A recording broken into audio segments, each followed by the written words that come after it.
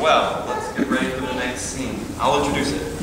So, we've covered about 50,000 years of American history, and I suppose you have a lot of questions. Well, save them up and think of some good ones, because in Act 2 we'll give you the chance to ask us any serious questions you have about American history. But right now, let's get back to the New World, which more than doubled in size in 1803 when President Thomas Jefferson, by this time sober, purchased the Louisiana Territory from the French for about $15 million, or roughly 3 cents an acre. He then sent Lewis and Clark to explore this vast and uncharted area. Ladies and gentlemen, we are indeed fortunate tonight to have that fabulous team back with us. Just returned from their hugely successful tour of the Western Circuit, all the way from Bismarck, Boise, Clankskin, Walla Walla, and Cucamonga. Here they are. You know them, you love them. Please bang your hands together for Lewis and Clark.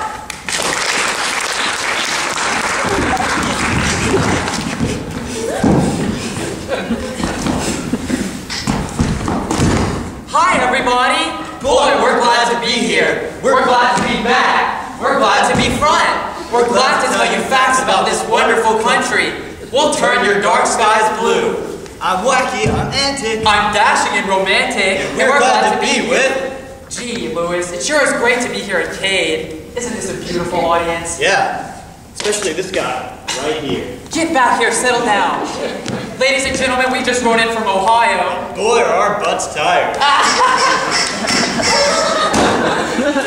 We were sent out to explore the vast, uncharted American wilderness. We traveled across high valleys and deep mountains, all the way to the ocean. Be specific. Okay, the Pacific Ocean. Come on, these people want details. We spent the winter of 1805 in North Dakota. Clark, what's the capital of North Dakota? I don't know, Louis. What is the capital of North Dakota? About 43 cents!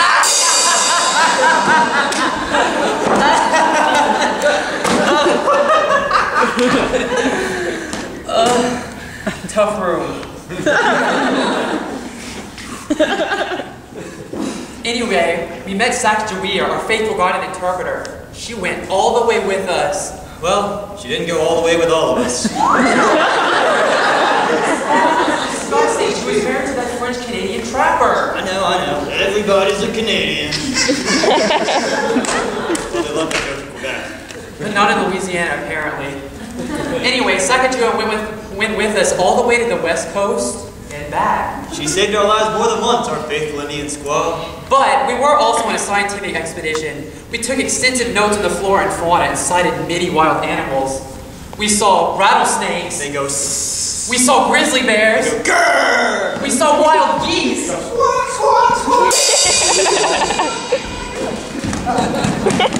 Can't you learn anything? Didn't you go to college, stupid? Yeah, but I came out the same way. Come on, people. These are the best jokes of 1805. They don't get any better than this.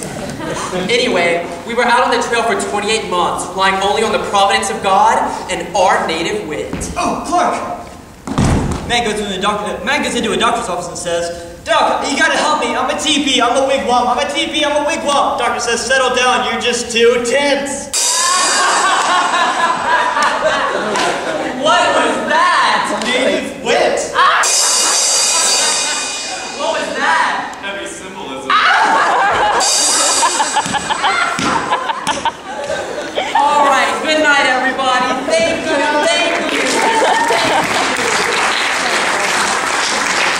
Ladies and gentlemen, Lewis and Clark. Well, the explorations of Lewis and Clark bring us to the year 1814, known, of course, for the War of 1812, but remembered chiefly for the British burning of the White House, for the birth of our nation's national anthem. Francis Scott Key witnessed the siege of Baltimore from a neutral ship cell, where he penned the words to the immortal song, The Star-Spangled Banner. Wait, I have some problems with the Star-Spangled Banner. Well, you should explain. Alright, I guess you're right. Don't get me wrong, the Star-Spangled Banner was a perfectly fine song back in the day, but it's completely out of touch with modern sensibility. It's materialistic, it's patriarchal, it's impossible to sing. I mean, take a look at this musical range. It goes all the way from a high Q to a low B minus to a C to a high H. Francis Scott Key expects fat guys at ball games to sing Keith Q. We need a new national anthem. And I think it should Gee, God Bless America, or possibly Born in the USA? Yeah, those are both good. Or Freebird. Well, no, not Freebird. Freebird was written by a Canadian, so that would really be appropriate. A Canadian? Freebird was written by Leonard Skinner. They're from Alabama. No, you're thinking of Snowbird by Anne Murray. You know? Spread your tiny wings. Anyway, since we're all in agreement that we need a new national anthem, I have written my own modest example, which I would like to sing for you tonight. Can I get a G? G. Thank you. Now, this is a song which some of you may recognize. Maestro.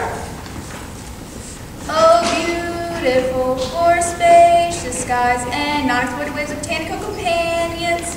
For mounted majesties of color and free roaming non-human beings, beside the definitely harvested plain.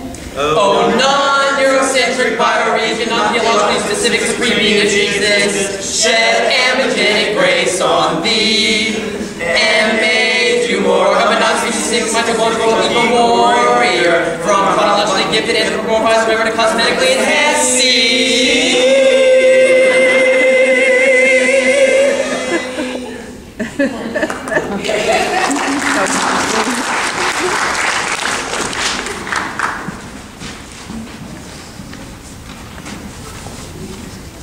The Civil War, North versus South, Industrial versus Agrarian, Tyson versus Holyfield. Just as the Vietnam War was the first war broadcast nightly into American homes, the Civil War is the first of which we have photographic images. Tonight we are proud to relive the tragedy and the triumph, a Civil War, and a slideshow entitled The American Civil War, the slideshow. Let's go back in time to America of the mid-1800s. What was the fuel that stoked the fire, that drove the engine, that was the machine of 19th century American conquest and domination? It was the blood and sweat of Africa. Millions of brothers and sisters lost their lives at the hands of slave traders, and that's no joke. But by 1861, the pressure was building and the engine was about to blow. They called it the Civil War, but there weren't nothing civil about it. Now, we're going to need some help from the audience on this one. If anyone in our audience has a slide projector, please raise your hand. Like someone to bring a projector to a theater. Maybe backstage. If anyone has one, can you just raise your hand or in the audience? Really? You have one? Can I borrow it? I'll give it back, I promise. Thanks. Thank you. You really saved our butts. Thank you. Alright, well, while they set up, I'll give you a bit of a historical background. The importation of slaves didn't become illegal in America until around 1807, and the Missouri Compromise of 1820 created the Mason-Dixie line, which divided North and South, literally. So Mo, if you'll roll the tape, would like to present to you the enormous and devastating conflict, the Civil...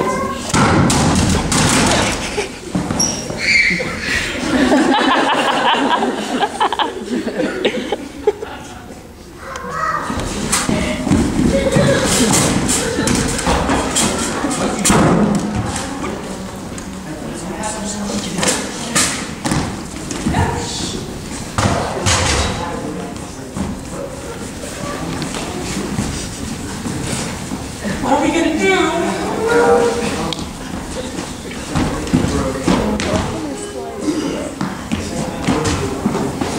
Seth? What? Why? What? You broke it.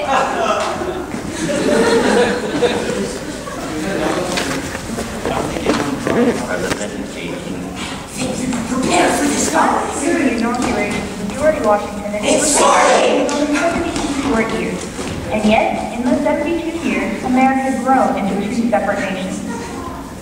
The South, agrarian, rich in tradition. The North, progressive and industrial. For years, these two nations have struggled with one another. At the heart of the fighting was the issue of slavery, and when abolitionist Abraham Lincoln became president in 1861, the South seceded from the Union. The Civil War had begun. This photograph by Civil War photographer Gavin Brady captures the emotion of the Confederate soldiers at the Battle of Bull Run. The war was the bloodiest in the history of the nation. Focus the projector. There was intense and deadly hand-to-hand combat. Occasionally, soldiers have their But in the end, sheer numbers. And so, Robert E. Lee finally surrendered at Appomattox, Virginia on April 8, 1865. And they all lived happily ever after, except for Abraham Lincoln, who was shot in the head by John Wilkes Booth and died the next morning. Inspiring the joke. But other than that, Miss Lincoln, how did you like the play? Shut up and stick to the script. Oh my, you're in to note a professional jealousy. It's just not funny. You're just threatened because I'm a woman. What if I am beep, beep, beep, and beep? Use me however you want and then treat me in that way in public? I was always honest with you. You knew I could never love you. John Wilkes Booth shot Lincoln from the theater and ran to a warehouse. Lee Harvey Oswald shot Kennedy from a warehouse and ran to the theater. Lincoln had a secretary named Kennedy. Kennedy had a secretary named Lincoln. Lincoln was elected in 1860. Kennedy was elected in 1960. Coincidence? How come Nostradamus predicted it? And consider this dismaying observation. Ronald Wilson Reagan. How many letters in each name? 666. Reagan believed in the rapture. Was the first president elected in a 0 year to die in office since William Henry Harrison in 1841. Not so surprising, Mr. and Mrs. Bury my head in the sand, when you consider the role of the Trilateral Commission, the NSC, and the IMF. There's a top-secret Air Force hangar in Nevada housing alien spacecraft. Could be killed for divulging this information. And where exactly was Oliver Stone the night Malcolm X was assassinated? Did you know JFK was in Hollywood the day Marilyn died? Did you know that William Shatner was a hairpiece? Did you know that there's a cult of dyslexic devil worshippers in the Ozarks that have sold their soul to Santa? Did you know the person on your right has to take a leak? Go out to the bathroom. Talk amongst yourselves. Do not make eye contact. We'll meet back here in 10 minutes. This conversation never happened.